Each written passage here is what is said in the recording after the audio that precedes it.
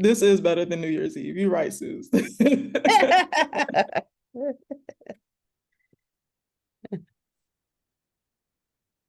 Also, I love the full circle of us being from the Carolinas and knowing each other. That It's so crazy. is. Yeah. All right.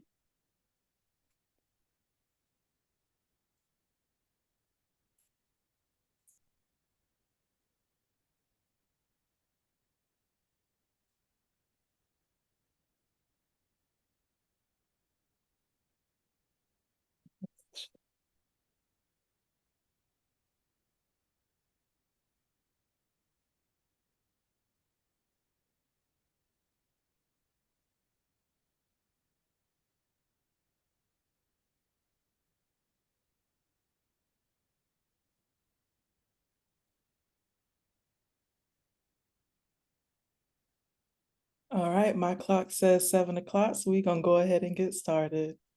Welcome everyone to the 2024 Kentucky State Poetry Society Annual Poetry Conference.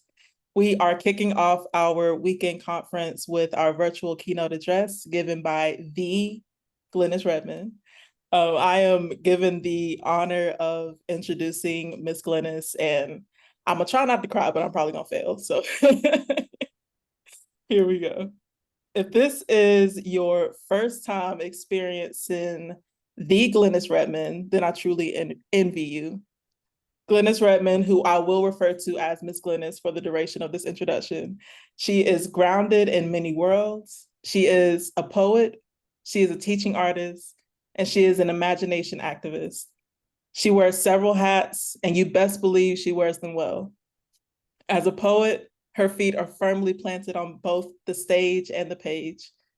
As a teaching artist, her educational reach extends into the classroom where she teaches both students and teachers to open to their own poetry within. As an imagination activist, she uses the bright bloom of her heart and soul to unlock the doors of creativity in others and the community at large. She is a gentle pen pusher, and she is an inspiration. Ms. Glenis has this consistent and meticulous yet effortless way of changing lives. She's the kind of woman to say, call me if you need anything, and actually mean it. She's the first poet to revise my writing and tell me that there's power in my words. She advocated for and sponsored me in poetic spaces that were all too ready to refuse me. She's the only poet my late OG queen ever admired. And she's the reason I and so many countless others found poetry and became adamant about poetry and stubbornly stuck with poetry. I speak for so many when I say the reaches of Miss Glenis's heart, the reaches of her passion, the reaches of her poetry, the reaches of her love are earth shaking in the best possible way. And I mean, she literally breaks the earth and stirs up the dust when she dances. Not that she needs them, but she has plenty of receipts to showcase her excellence. Ms. Glenis is the first Poet Laureate of Greenville, South Carolina, and she's recently agreed to serve in another term. She is a Kennedy Center teaching artist and a Cave Canem alumni. She has authored 6 books of poetry: Backbone, Under the Sun, and What My Hands Say, Listening Skin, Three Harriets and Others, and praise songs for Dave the Potter, art by Jonathan Green, and poetry by Glenis Redmond. The Listening Skin was longlisted for the PEN America Open Book Award and the Julie Suk Award. Ms. Glenis is a member of the South Carolina Academy of Authors, and she's a recipient of the Governor's Award, the highest arts award in South Carolina. The Kentucky State Poetry Society is beyond honored to have Ms. Glenis Redmond as our 2024 annual conference keynote speaker. So please join me, y'all, in welcoming Ms. Glenis Redmond. Woo. Am I supposed to speak after that? Nita Jade, thank you for that beauty and fierceness and rawness and vulnerability, and know that it's returned in many, many ways. And I have said this throughout the years. I'm so glad that we met on our path. I feel like it was ordained and appointed for us to meet. There is no accidents. It was all grace of the divine and the universe. Thank you for being who you are and showing up poetically, showing up as a human, as a literary citizen, as a poetry daughter, as all the things you do in the world so well. And I love the full circle of this moment, of us meeting when, I don't know, elementary school you were in, and then Hendersonville, and then in middle school. And I am just pleased that I am able to talk after your lovely introduction, and also to witness your trajectory, your fire, your star power, your diligence, your resilience. So thank you. Thank you for those flowers that you gave me. Thank you for showing up. Thank you for being where you are, even in your struggle, even in your divine light. Thank you for all those things. And I appreciate it to be connected to you in a literary way. It's phenomenal. So know that I love you, and we will always be connected through, always. There's just, it's undeniable. I am so happy to speak. I also want to thank Susanna Spearman. I appreciate our inspired chats, your diligence in the community, your work, your poetry, your fierceness, your openness, and also you turning me on to golden milk. It's a thing. And I am forever grateful for all of that. So I am happy to talk tonight. And I think what I would love to do is to start off by showing slides, but I am not a PowerPoint woman. I am a in-person talk to you one-on-one. So I'm going to imagine that you're here in my dining room. But I would love to just show a few slides, because my talk tonight is tell your tell your poetry story.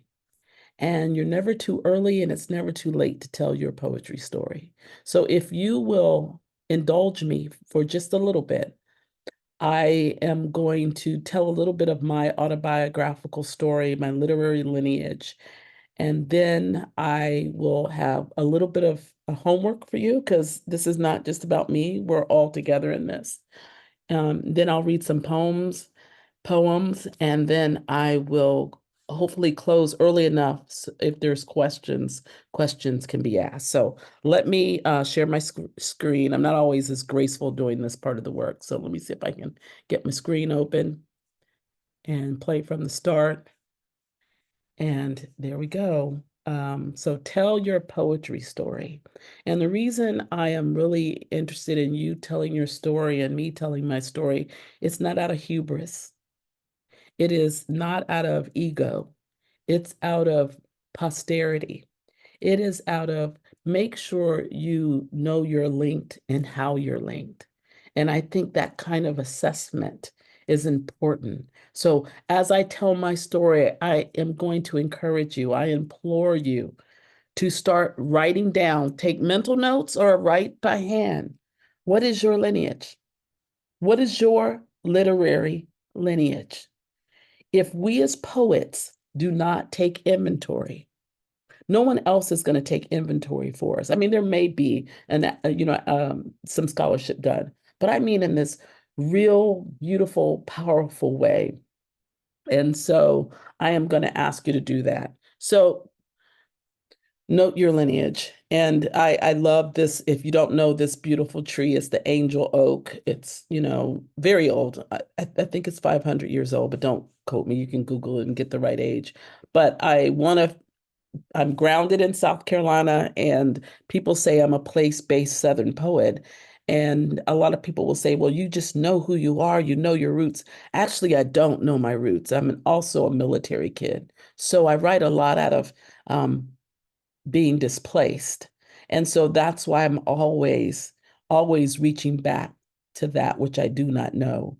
And I think this tree in Charleston, South Carolina, if you haven't visited, I highly recommend that you go to visit it. So how I became a poet. And oh, I forgot to say, I am going to be reading some poems during this lineage story. So how I became a poet, I believe I was born a poet. I feel like I had a disposition, and I think many of us are born that. And we don't know it until we just we wake up and find that. So before I read the poems and go down my lineage, I want to say that Edward Hirsch, who wrote How to Read a Poem, said there is an initiation poem. And the initiation poem is the poem that when you first heard it, it just opened this unembarrassed place in you. It kind of gave you direction. Well, I believe what Edward Hirsch is true, said was true. I not only have one initiation poem, I have several. So I'm going to share my initiation poems. I'm also going to share my initiation poets, which I consider my literary lineage. So start thinking about what are your initiation poems. So how I was born in my literary lineage, I'm going to start with myself, and I'm going to read this poem, Birthright, that has never been published, but it tells you a little bit about who I am, my disposition. Birthright. Daddy soldiered like many enlisted men, lived on base in the barracks, lost without being in the fold of family. He requested a weekend leave on a Friday in January. After pocketing his pass, he lit down Highway 26 quick, mid-state to upstate South Carolina, home. Commander summons him about who knows what when he returns. On a hunch, he pulls out his pass, sinks when he reads the large letters stamped, leave denied. He explains much later, tells me the story in my 30s of my weekend conception, his inadvertent AWOL, of him planting a seed, me defying authority ever since. That's how I got here, y'all. So, what is your initiation poem, and who are your initiation poets? Gonna start off with my first one. I was about this age when I heard, a little bit older, I think, but that's little Glenis. And I heard my first poem in the 5th grade, and it was by this woman. Her name was Jackie Early, and she recited a poem, 1,968 Winters. I heard it, and I'm just going to do the poem. I just want you to hear the initiation poem that woke me up. Got up this morning feeling good and black, thinking black things, played all my black records, put on my best black clothes, minded my own black business, walked out my black door, and Lord have mercy, white snow. This was the poem when I was 5th grade. I heard it, and we thought it was funny because, you know, there was black, black, black, black, black, black, white, but the poem was called 1,968 Winters, and it had a lot to do and say about if you live in a world without feeling comforted and accepted, that you were going to be cold, emotionally cold. Something in the 5th grade me understood this. And I do, you know, if I flip back to this picture, I forgot to say, I was born August 27th, 1963. So I was born the day before King gave his I Have a Dream speech. I was born the day W.E.B. Du Bois died. So positioning is everything. You know, I believe in grace. I believe in those things. So the context in which I was born has a lot to do why this poem by this woman was received. Because up until then, the only books that I had heard and read were with white characters. This is the first time a Black mirror had been flashed at school, not in class, but at a Black history program. And then it wasn't until this woman in the 7th grade, her name is Mrs. Roberta Sargent Allen, she gave me a reason to be. And I was already high achieving. I was a cheerleader. I was a vice president of student body. I was a state track runner. I was fast, 100 meters, 200 meters, last leg in the 400-meter relay. I was a lot of things. I danced, I did a lot of things, but no one had ever really saw me until 7th grade when we had an assignment. And this woman gave me this opportunity, and I'm going to read it. It's called Lifeline for Mrs. Roberta Sargent Allen. My pen still flows from your English class. My yellow journal that I still have to this day became my tell-all best friend. You couldn't have known behind my recitation of Wordsworth that I wandered as lonely as a cloud. You couldn't have guessed how those 15 minutes of free write every morning became a safe space, the place where I felt most free. You couldn't have known how I used poetry as a shield to duck and dodge the bullets of my alcohol-fueled father.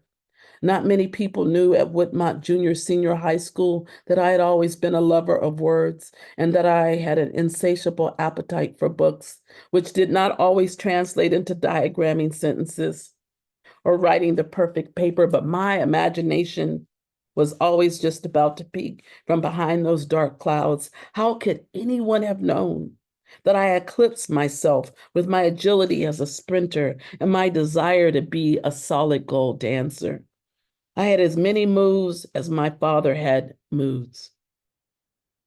You couldn't have known how shell-shocked I was from tiptoeing around the minefields of my home.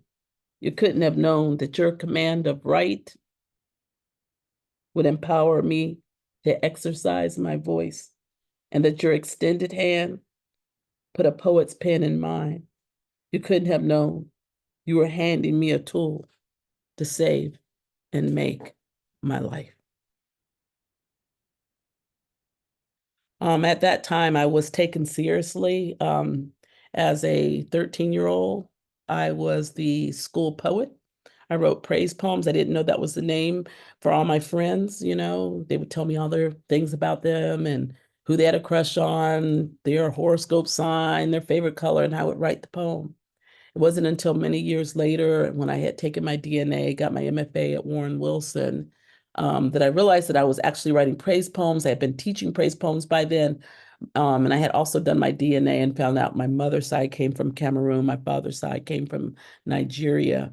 And I was reading Judith Gleason's book, African Praise Poems, Leaf and Bones. And it said that Nigerians are the chief praise poets of Africa.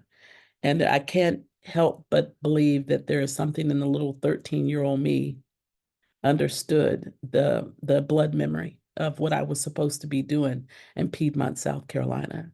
So if someone died, they called my parents home, and I was the one who took note. And I'm the one who wrote the elegiac poem. I'm the one who showed up at the funeral, 13-year-old me who read the poem. And so I'm grateful that I had a community that took me seriously. And that's why I'm shaped as a teaching artist to take young people seriously, because they already know, they already have it inside of them. So that's a little bit of my lineage. This one, many of us know this woman. She is, I would say, my fierce poetry mother, Lucille Clifton. I was diagnosed with fibromyalgia in 1993. I was told I was gonna not die, but sure wish I would have. That's what my doctor told me. And he told me I needed to get out of counseling and find something else to do. He did not leave me hopeless. He said, "You're smart, you'll figure it out."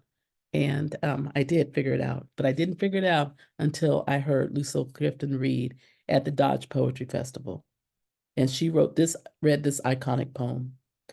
Many of us know, "Won't you celebrate with me? Won't you celebrate with me what I have shaped into a kind of life? I had no model, born in Babylon, both non-white and woman. What did I see to be except myself? I made it up. Here on this bridge between starshine and clay, my one hand holding tight my other hand. Won't you come celebrate with me that every day something has tried to kill me and has failed. I heard that poem in my 30s, woke me up, got me off my sick bed, and I've been doing poetry for 31 years, and I owe that lifeline to my literary mother, Lucille Clifton. Um, the last person on my list, that one initiation poem and poet, is Benjamin Obadiah Zephaniah. I met him through a postcard right after I had started doing poetry, maybe my third year. I was in London at the Poetry Society, and I saw this beautiful man on a postcard, and I think I acted and responded more like, okay, woman first, totally into Benjamin. But there was a poem on the postcard, and there was also an address on the back of the postcard. So I had put the postcard right above my computer so I could see him, be inspired, have many fantasies about who he was and our connection. But I finally realized you could write the man. And I wrote him and his agent, and we became pen pals. And our relationship was purely platonic. But this poem is called White Comedy. I was white mailed by a white witch with white magic and white lies, branded a white sheep. I slaved as a white smith near a white spot where I suffered white water fever, white listed as a white leg. I was in the white book as a master of white art. It was like white death. People called me White Jag. Some held me as a white wog. So I joined the White Watch and trained as a white guard, lived off the white economy, caught and beaten by the white shirts. I was condemned to a white mass. Don't worry, I'll be writing to the Black House. And you can see that all of my initiation poems are really speaking to each other. From that first poem, got up this morning feeling good and Black, thinking Black thing, that poem was speaking to this poem from when I was a fifth grader to when I was in my mid-30s. So poems talk across time. What are the poems that are talking across your timeline? I encourage you to take that inventory. That is one of my action items for you. I'm gonna stop. I'm gonna stop sharing, and I'm gonna just talk to you a little bit. Make sure. Yes, So I have some questions for you. What I would like for you to think about. And then I'm going to read some present poems, and maybe for about 20 minutes. And then if we have questions, then we'll go there. So my questions are for you. Who do you want to be in the writing world? For me, I wanted to be embraced by my counselor background. So I did boots on ground at nonprofits. I had a spiritual leader who told me very early on to walk in the direction in which you pray. And so walking towards nonprofits and still being a counselor poetically was the ground that I covered for many years on the road and off. I did not really fully launch into a national poet until the Ku Klux Klan marched in Asheville in 1999.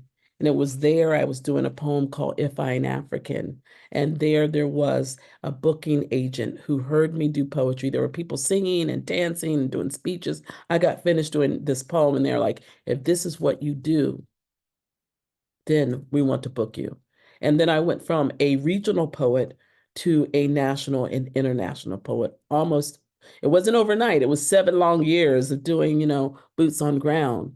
But it was through the Ku Klux Klan marching. This civil rights thread that I told you, I was born the day where King gave his I Have a Dream speech.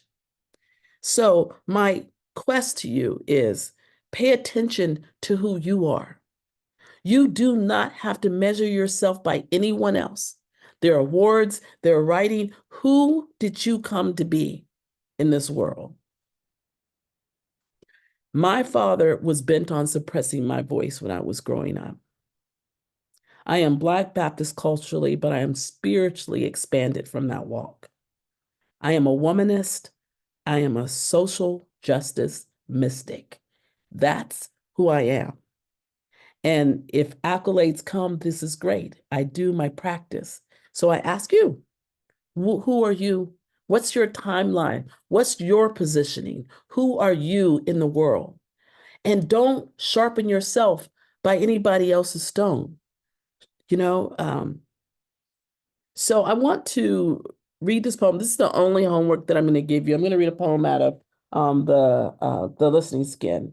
I'm going to read several poems out of there, but I want for you to actually, if you will, write your own poem. Your poem would be, this poem is called Make No Apologies for Yourself. But what I'm asking you to do in this poem form is to ask yourself, who were your challengers in life very young? Who were the people who stood beside you? What were your obstacles? Did you have physical ailments? What were your gifts?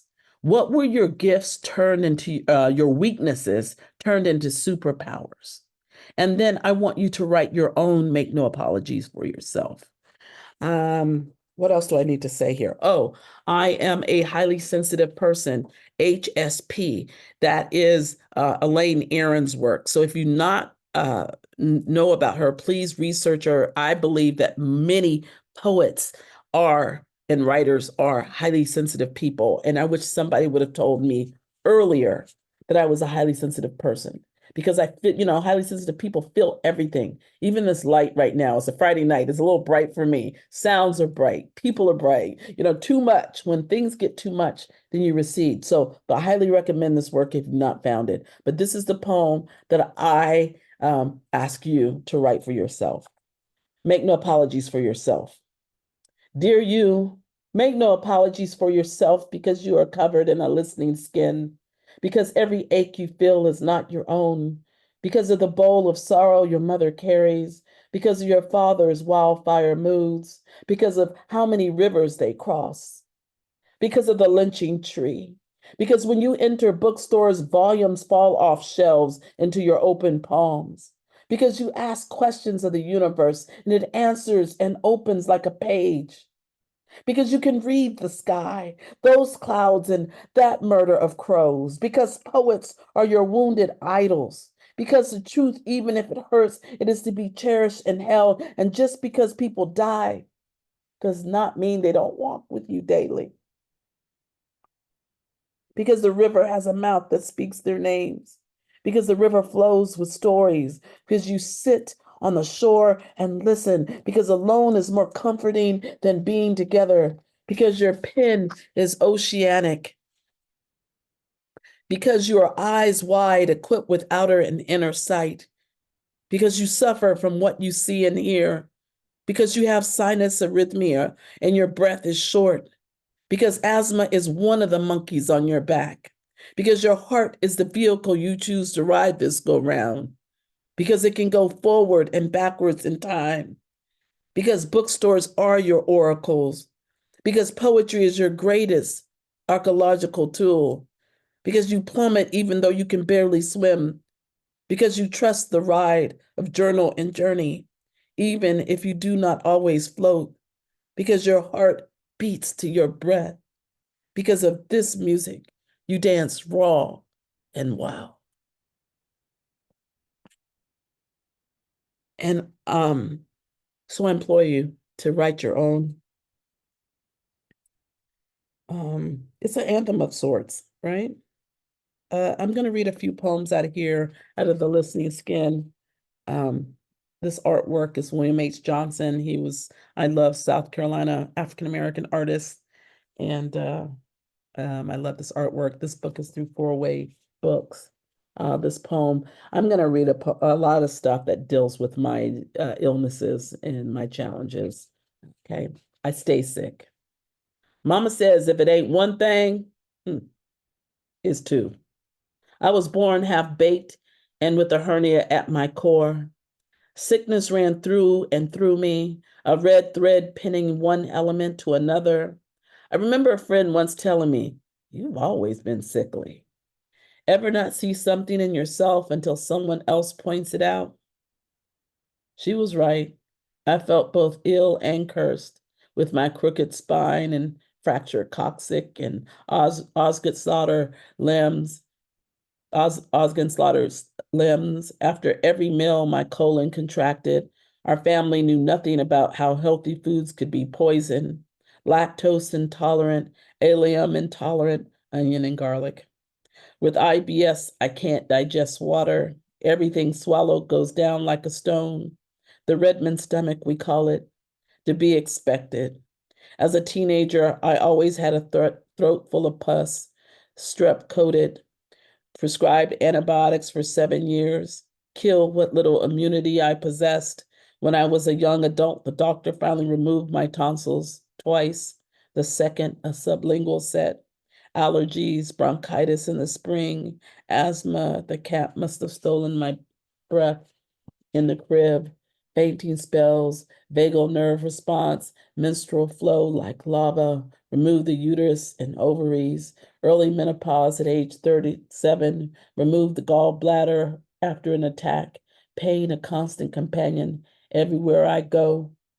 She be in head and throat and stomach and back and ass and knee and feet, sieve for a bladder, wrist riddled with electricity, carpal tunnel, ulnar nerve damage, fibromyalgia. Finally, the big shoe drops. Cancer, stage 3, multiple myeloma. I should have seen it coming. I didn't. My daughter sends me Resilience, the ACEs, the Adverse Child Experience documentary and quiz. She says, I think you will find yourself in it.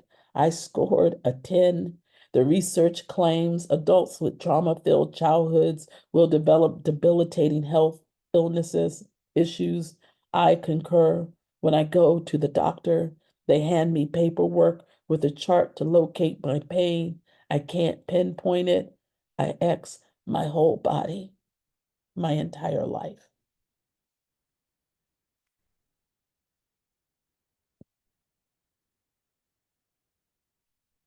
Um, Mechanics of muscle. In a clinch, I wonder if these words are carryovers from a previous life. If these wounds, sorry, if these wounds are a carryover from a previous life. Rope around neck, body hung, hoisted, and tree strung. My muscles stretched over my bones into a scream as an invisible hand cranks my jaw tighter than tight, fastens my skull to my shoulders, raises neck to ears into an upper body clench. A still vice braces my head. I can't turn left or right, up or down. I seek doctors and healers, and they throw diagnoses on paper and prescribe pill after pill. I can't even swallow because of dysphagia. The chiropractor cracks my spine, but my body does not obey, bent on being unaligned. In this locked cage, I would complain, but my mouth won't fully open. Words accompanied by pops and clicks, the strange language of TMJ, a distress call. On the brink of bruxism, my teeth gnaw and gnash. Never do I deep sleep in this body. It is its own torture device, a cruel implement. Every inch of me yells when fibromyalgia flares. How many times do I have to say uncle? No matter how much I twist and turn and croak, I give. Nothing does.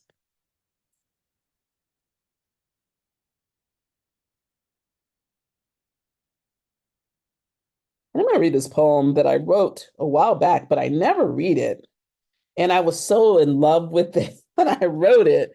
I don't know if you have poems like that, but I loved it. It was a lot of wordplay, and that's what you'll hear, a lot of wordplay. But it kind of does after these poems that I wrote. I'm gonna get out of the listening skin and read some other poems from other places. But this one is called "Tough Love Comes in the Dozen," and I was thinking about the Black community and how simultaneously, loving the Black community, but also realizing in ways uh, how it can be a wounding place because people full of trauma do hurt.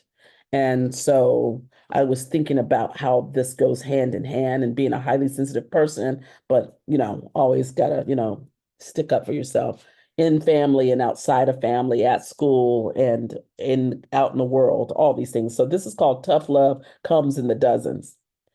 We spit a 12-pack punch in full tilt verbal throttle. We slice the heart with tongue. A sword fight where we battle with banter. We train Cave Canem style, then go off the chain to handle this world in which we've been born.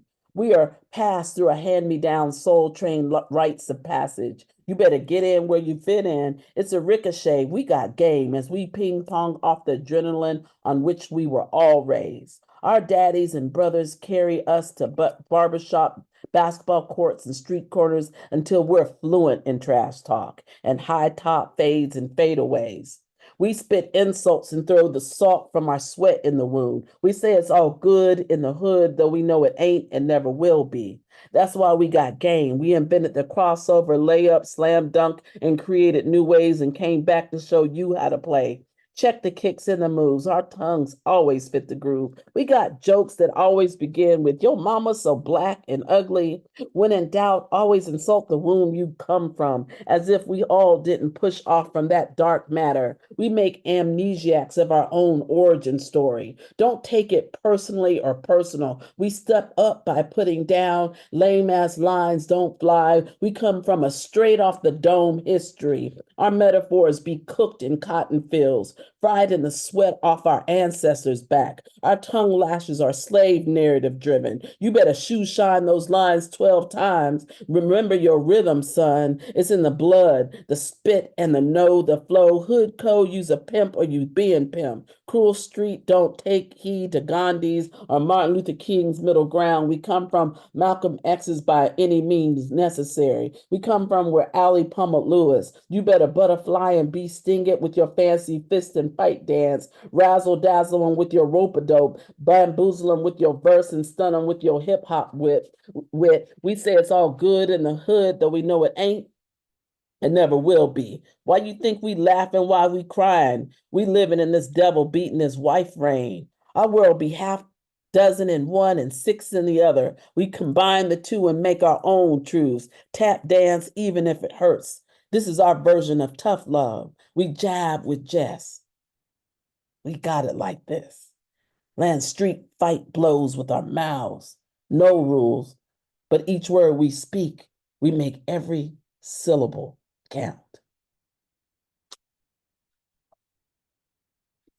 So I just want to take a break before I read a little bit more. I just want to say that to you, getting back to your story and your place and your positioning, just 5 things I want to say. 1, remember in the poetry world, one size does not fit all. You must know what you want, you must see what you want, and you must manifest it. 2, be inspired by others, but do not try to be another. 3, listen to your inner call. 4, you might conceive a poem, you might conceive of a poem or a body of work, but do not force it, but just plan towards it. Live your life towards it. Put yourself in. Yes, there's academic research. I'm all for it. Mary Oliver said there's 2 type of documents. There is the craft document, which is what we learn in school, the craft document, the academic. But the document that I'm really concerned with in my practice that guides me is the mystical document. So pay attention to that mystical document, whatever that means to you. Means the heart. That means your intuition. That means, oh, I think I should be writing about that. That is what you should be writing. Or I should go and just visit this place. Because when you go visit that place, it has something to tell you. One of the things that I didn't say is that Benjamin Zephaniah died a few months ago of cancer. And we were, like I said, pen pals for 27 years. And I just got back from Liverpool last week, and I was at the Transatlantic Museum, and they had these pictures of all these different poets, and there he was, that exact photo that I saw those many years ago. So position yourself, put yourself in places that remind you of who you're supposed to do. Last one that I want to say before I read some more is I want to say, show up in your writing practice. Of course, show up in your writing practice, but really show up in your self-care. Okay. And that's talking about somebody who knows what they're talking about. So I want to I'm gonna jump. I want to read a poem. I'm gonna read a couple of poems that I'm kind of not kind of very much obsessed with right now. I'm gonna read one that I wrote many years ago, and then I'm gonna read one present day poem, and then I'll close with my work that is kind of near and dear to me. So I'm gonna read so I told you that Angel Oak in South Carolina, most of my work is Carolina based, mostly South Carolina, but North Carolina too, but a lot of South Carolina, that's where my people are from. I'm obsessed with Clayton Pegleg Bates, one-legged tap dancer from Fountain Inn, South Carolina. He taught my parents at Fountain Inn Colored High School, and I did not know this until I started working on him, writing poems for him about him. And so I'm going to read two poems in honor of Pegleg Bates. I am writing a YA book called Showstopper right now, a novel in verse, because I'm following where I'm supposed to be going. So this is the first poem I wrote. And if you have not witnessed Pegleg Bates, please, please Google him and watch the 1 minute and 33-second one. I would have showed it on here, but I wanted to cover much ground. So here we go. This is called I'm Fly. And it's called I'm Fly because Pegleg Bates wore a tuxedo and he always matched his tuxedo to his peg leg. And also he invented this move called the American jet plane where he leaps in the air and lands on his peg leg, leaps 5 feet in the air and lands, sticks the landing. And so this is a poem, the first poem I wrote about 12 years ago, but I did not know I was supposed to be writing a book. I just wrote this poem because he was there. Okay, here we go. This is peg leg. Some people got 2 good feet and still don't know what to do. My smoothness makes the argument for just one.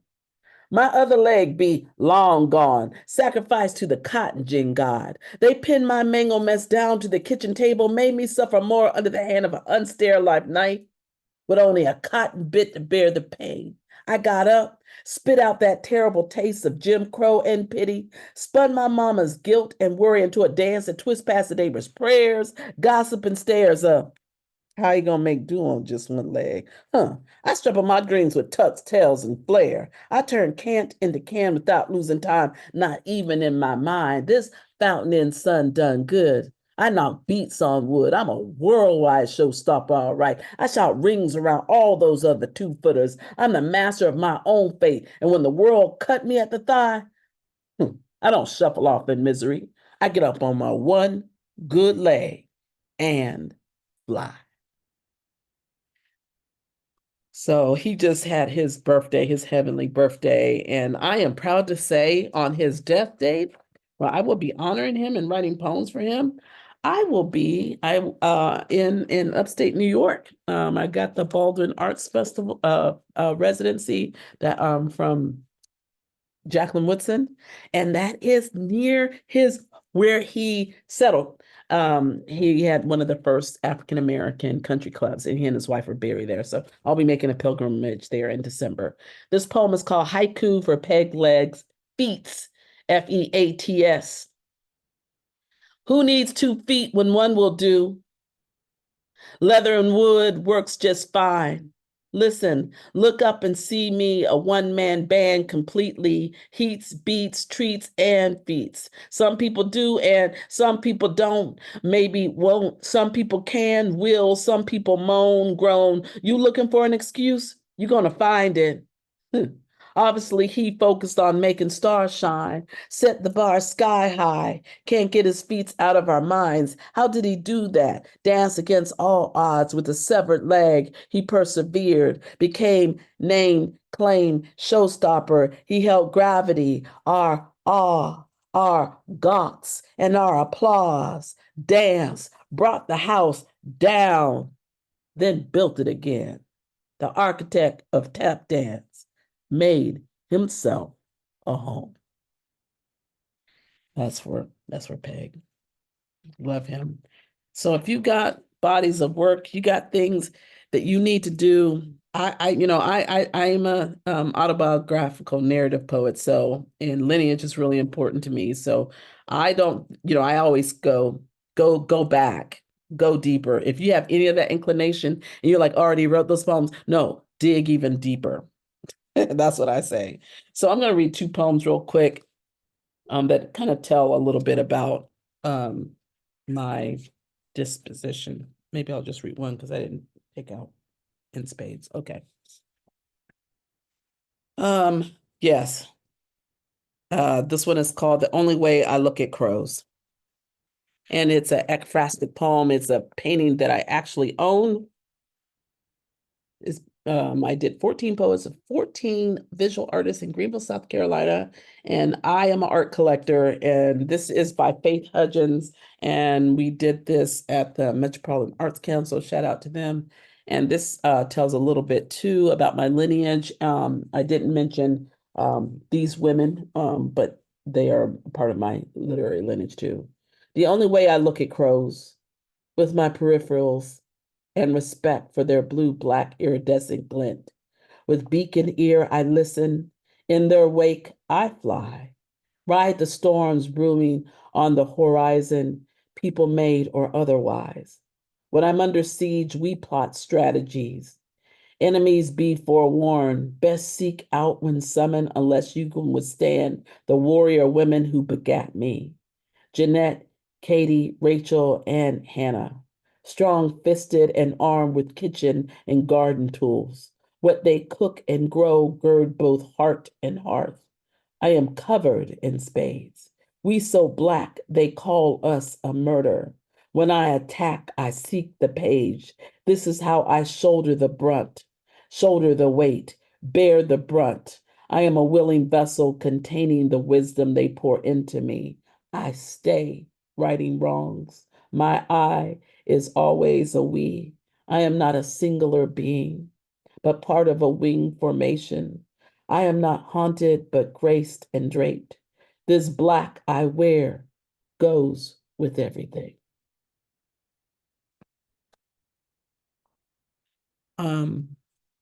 So where I am now, so I'll just close with a few poems out of this small book that I was not meaning to write, y'all. So that's what I say, have a goal, have a plan, but also be willing to go off that plan and listen to where you need to go. When I was diagnosed with stage 3 multiple myeloma in 2019, it was 6 months before the pandemic. And I was really fighting for my life. I was also taking care of my grandson, Julian. And we were like many people during the pandemic. And also, I guess now these times are unprecedented. It's upside down. But we needed to find ourselves. So I started taking him to the state parks. So I wrote this book called The Song of Everything, a poet's exploration of South Carolina state parks. I just started taking him to parks. South Carolina has 47 of them. And me being a type A poet, gaga, I said, we're going to all 47. And there's this badge you can get. It's called the Ultimate Outsider. And I said, we getting all of them. We're getting the certificate, we're getting the shirt, and we're getting the cake. So this is 25 of the parks. We have, the other 24 to go, and we're on it. Liv Ramos, publisher of Good Printed Things, saw that I was posting and writing poems, and she said, "Are you writing poems to each park?" I said, "Yes." She said, "Let's do a book." This little book has been flying off the shelves. It's in many state park gift shops. It's been on at Clemson Humanity. It's a required reading. So you never know. So pay attention to where you're supposed to be. It's not always where you think you're supposed to be. It's not where just hitting an achievement or a goal or one of the things I was telling somebody in a keynote in September, as a writer and a literary citizen, there are no graduations. And there's no one to tell you, hey, you just take stock of who you are, whether you're emerging or you're intermediate or advanced. You need to figure that piece out. Nobody's going to hold you a party and tell you, hey, you arrived. So that's what I'm saying. Taking this inventory is necessary for you as a poet. Take your own inventory. Rise up out of yourself, eagle-like, and figure out, who are you? And none of this false humility or what people call imposter syndrome, which, no, do not walk into that. You earn every bit, and you're where you are, where you're supposed to be. Take stock, own it, and believe in yourself. There's enough to knock you out in this world. Don't be the one knocking you out. Do not let self-doubt do that to you. Okay, I'm stop preaching. I'm gonna read some poems I'm just read a few more poems out of here, and then if there's any questions, I'll take questions. Okay, so this little book, I'm just gonna read. They're full of Seuss just said, Pastor Glenis. Yeah, that's really my siblings. They're the pastors. I'm just a poet. Not just, I'm the poet. Okay, this book is full of kwansabas, and kwansabas are created by African American Poem Forum, created by Dr. Eugene Redmond. 7 lines, 7 words in each line, and no word over 7 syllables unless it's a proper noun. So I'm just going to read some of the kwansabas and then close. This one is called Start Here at Paris Mountain State Park. I learned I had stage 3 cancer. I wanted to be among living things. Doctors didn't order nature as a cure. My lungs longed for crisp, clean air. My face wanted to feel the sun. I traveled to Paris. Mountain, that is. Each blade of grass helps me fight. 12. Even in nature, the color lines were drawn back then. Schools, too. It's held in the name. Fountain Inn Colored High School. My parents' alma mater, Bulldogs last class, 1954. Mama recalls, we went to Paris Mountain for our senior class trip. I research, correct her. You went to Pleasant Ridge. How yesterday holds today at Paris Mountain State Park. Blue sky above and the trail below. We two go not just for us. At Lake Placid we sit. I wonder about elders and ancestors who could not grace these grounds before. Laws, white only. My grandson's hand in mine, a circle. As they hover, the past is present. And see. The gauntlet. On our way to the parks, we see the large X flags wave. They breathe down our backs, but we ride anyway. Ironically, we are going to find peace. We encounter how some battles never cease. The warning signs are there if you want to see them. You don't have to be woke, but you do have to have a clear heart. Cautionary tales haunt me, hang on each and every tree. I walk counter to history. I take my grandson to state parks to know these green spaces are his places as a Black boy. I want him to know he belongs here.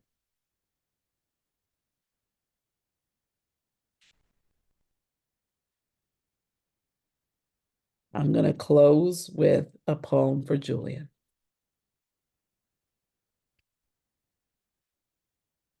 It's called Every Wonder Belongs to You.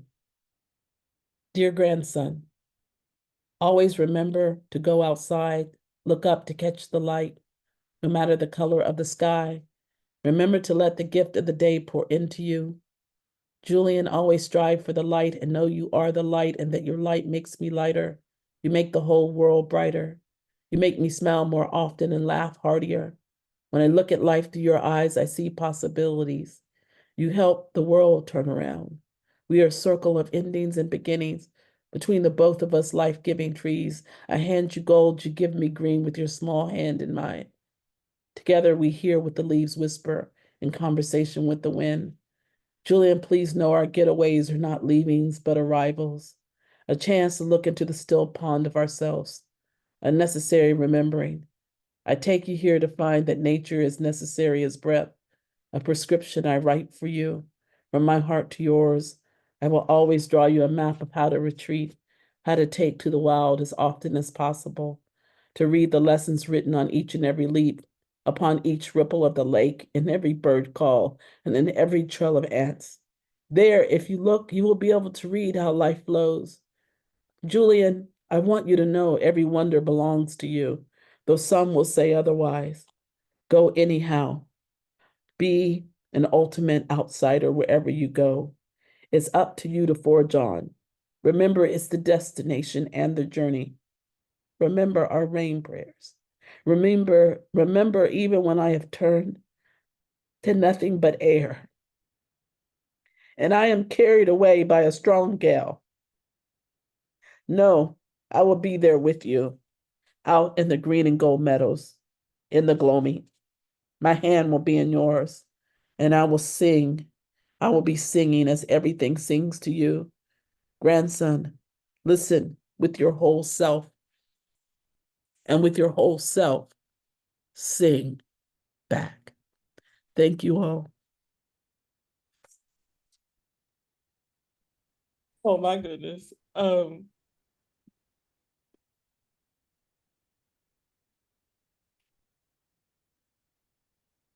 Thank you. And thank you doesn't even cut it. Just I don't know if anybody else was spiritually hungry, but I just got fed, and I hope everybody else got fed too. My mama was in the background going, Your mama, I said hello and give her a hug for me. I was going to say, hey. She said hello. Um, we have some amazing reactions from audience members, and some Q&As to address. I just thank you for your words, and also thank you for your challenges and your homework. Like that okay. So questions. Um, Danny says, hi, Glenis. Thank you for this beautiful reading. Who Mhm. are your favorite poets and poems to teach to beginning writers? Um, to teach to beginning writers. Oh man, I do start with my initiation poets.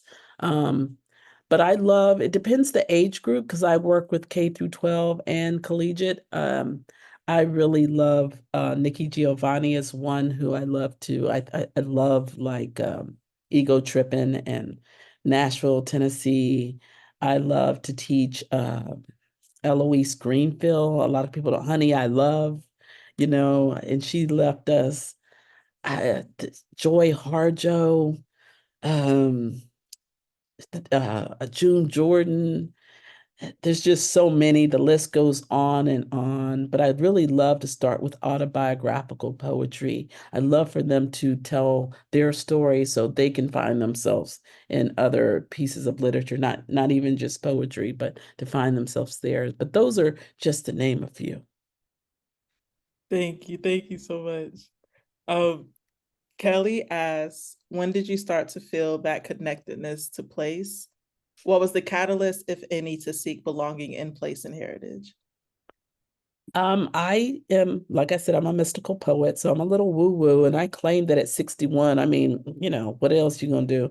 But when I was married and we went down to Charleston, this was in the 90s, I thought I was going on a vacation, and the ancestors had a whole nother agenda. Like that port city, and which is my next book is called Port Cities, because there is no way not to go to a port city and not be slapped in the head. There is a way you can be that dead and sleep, but Charleston, with the R. Ellis Island, our ancestors spoke to me so loudly down in Charleston. I realized you're not on vacation. You hadn't even started your work. It's time for you to work. It's time for you to wake up. You're going to pick up that pen and you are going to follow this thread. And that's why I call myself a poetic cartographer. And that trip when I was in Liverpool and London, I had no idea the intensity of the slave trade in Bristol and Liverpool and these places, these ground zeros of our ancestors, and people benefited. I mean, the money that went through those places. So that's why I'm now going back doing that work, because as an HSP, I already felt it. I knew it.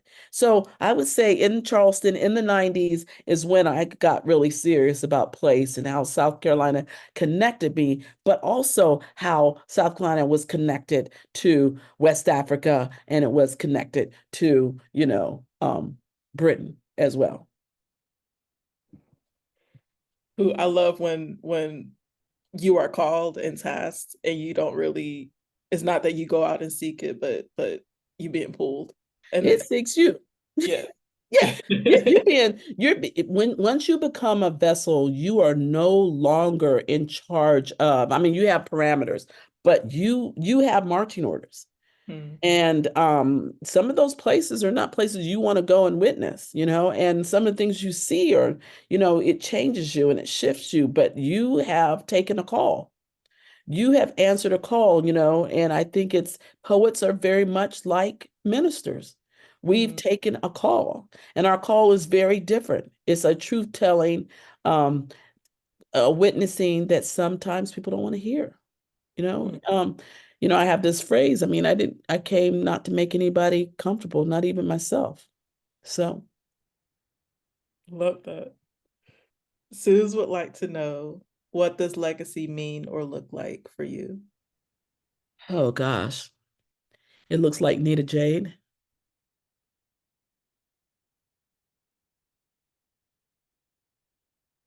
But looks like, yeah, looks like Nita Jade. It looks like Amber Shera.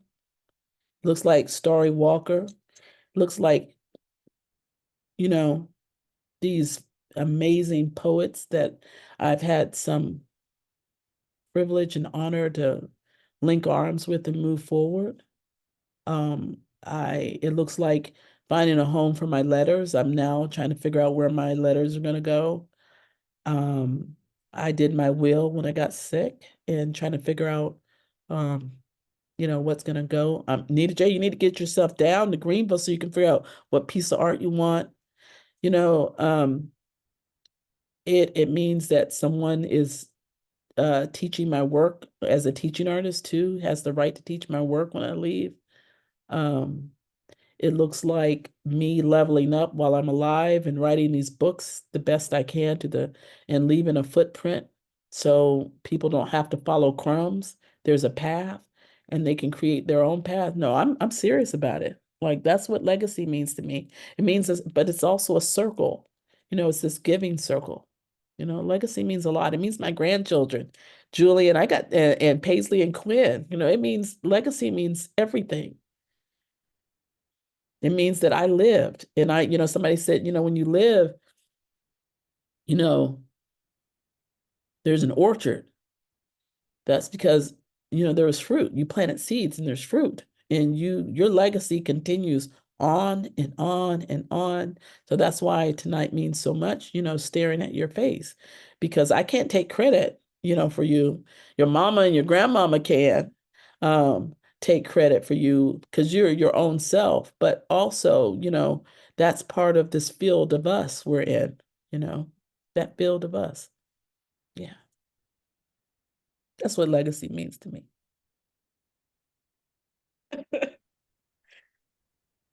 Who?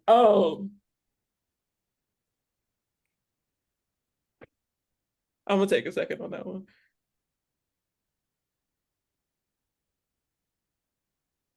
Honor isn't even the word,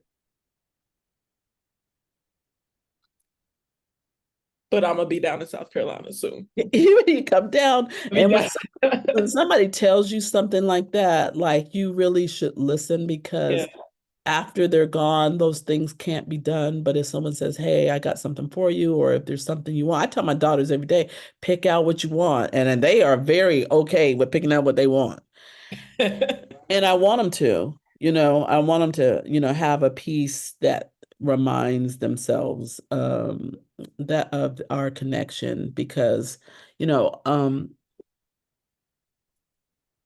you know, even, I think, my connection to these people I write about, Lucille Clifton and Peg Leg Bates, I really do feel like even though they're gone, I have a strong connection with them. And they're not gone in some ways. So I think that's really, really important. And I see all these things in the chat, like submit to the conference poetry contest. Y'all submit. Make sure y'all do that. Yeah. And who this isn't a question, but this was posed by Roberta Schultz, Mhm. who says thank you so much. And I think their gratitude is echoed by everyone in this audience. Thank you. Infinitely. Oh. Well, that is the way to kick off this conference. Well, I was hoping I had something to get. I'm like, it's a Friday night. Everything in me psychologically and HSP was like, what you need to do is like be in your pajamas and on the couch. Like that's what it was trying to do. And then I was like, no, wait a minute. I understood the assignment. I remember that I was connected to you and to Susanna, and that we had something that we had an assignment. We had a marker that we needed to meet. And I'm so glad to meet it with you all. And I hope the conference is just full of beauty for people and epiphany. I hope people get things where they sometimes have to shut down. It's too much. That's to me my best growth is when I'm like, I can't take no more. But then when you go to unpack it, there's all these richness, and I mean conferences. Thank you for the conference, y'all, because these moments, these meeting spaces, this is where we find ourselves. This is where we find where we are on the map, where we're going. We get marching orders from each other. Every poem is for good or for bad. It's to help you on your way. It is food, it is sustenance. So take in what you're being given, and if something doesn't resonate, put it to the side. But what resonates, remember it. That's part of your intuition. Do something with it. Don't just leave it. Okay. Take use of it. And that was the text for me to end, because my daughter just said, can Julian come inside? So Julian can come inside. And I want to thank you. It's so great to see you. And what a blessed night to be connected to you all in a way that I cannot fully verbalize. I'm just saying, yes, he can come inside. Yes, welcome, Julia. And we have a few quick announcements before we send y'all off. So thank you to our sponsors and attendees. Sponsors including the Accents Publishing, which is a Kentucky-based press whose mission is to promote brilliant voices and to foster an exchange of literature among different world and cultures and languages. We would like to highlight the Poet's Guide to Publishing by press founder and KSPS member Katerina Stoikova.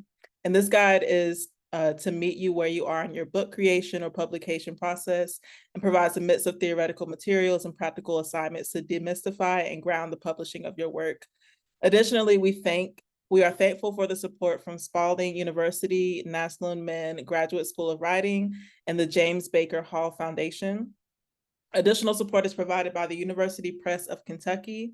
UP Kentucky is currently featuring the recently released Troublesome Rising, which is an anthology of well-known and emerging Appalachian writers documenting the devastation of the July 2022 flash flood, edited by KSPS member Melissa Helton, who serves as Director of Literary Arts at Hyman Settlement School. This conference is also sponsored by Red Spotted Newt, Books, Art, and Gifts in Hazard, Kentucky. We encourage our attendees to visit or to use their bookshop, Ms. Glenis Redmond's bookshop page, or the website that Sue sent into the chat. And we will see y'all tomorrow morning at 10 a.m. for our Welcome and Phil M. reading featuring Danny Quintos, Marianne Chan, Minda Honey, and Nina Tay. Also, there's our weekend poetry contest, and that link has also been sent to the chat. These poetry prompts were inspired by Ilya Kaminsky's Deaf Republic, and I would also like to add on the homework and challenges that Ms. Glenis has presented us with today. The contest will be judged by myself, and we will have a cutoff at 11:59 a.m. on Sunday, October 27th. So please submit, and I look forward to reading your poetry. Thank you all so much. Thank you again, Ms. Glenis. I hope you have a wonderful night. Peace and blessings. Take care. Bye-bye. Bye.